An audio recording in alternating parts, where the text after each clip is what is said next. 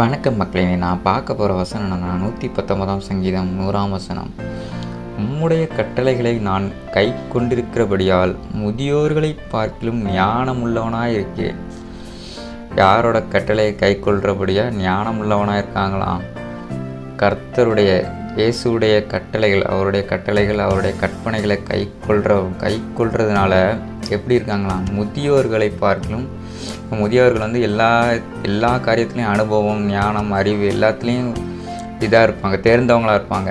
ஆனால் கடவுளுடைய கட்டளைகள், அவருடைய கற்பனைகளை கீழ்ப்படிந்தால் நம்ம வயது குறைந்தவர்களாக இருந்தாலும் நம்ம வந்து முதியோர்களோட ஞானவான்களாக இருக்கலாமா? எப்போ அவருடைய கட்டளைகள், அவருடைய கற்பனைகளுக்கு கீழ்ப்படிந்து அவருக்கு பயந்து நடக்கும்போது முதியவர்களை காட்டிலும் நம்ம ஞானவான்களாய், அறிவாளிகளாய் இருக்கலாம். அதான் அந்த வசனம் நம்மளுக்கு சொல்லுது.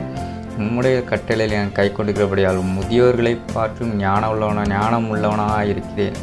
அப்போ நம்ம சின்ன பிள்ளைகளாக இருக்கலாம். சின்ன பிள்ளைகளாக நம்மளுக்கு அறிவு, எனக்கு படிக்க முடியல, எனக்கு ஞானம் இல்லை, எனக்கு அறிவு இல்லைன்னு சொல்லக்கூடாது. நம்ம அவருக்கு கர்த்தர் ஏசப்பா என்ன சொல்கிறாங்க, அவருடைய கட்டளைகள் என்ன சொல்லுது, அவருடைய கற்பனைகள் என்ன சொல்லுங்க, அதுக்கு கீழ்ப்படி நடந்தால் நம்ம வந்து முதியவர்களை காட்டிலும் ஞானவான்களாக இருக்கலாம்.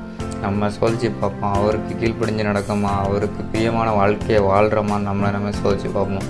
அப்படி வாழ்ந்தோன்னா நம்மளும் கண்டிப்பாக அந்த வசனத்தின்படி ஞானவான்களாக இருக்கலாம்.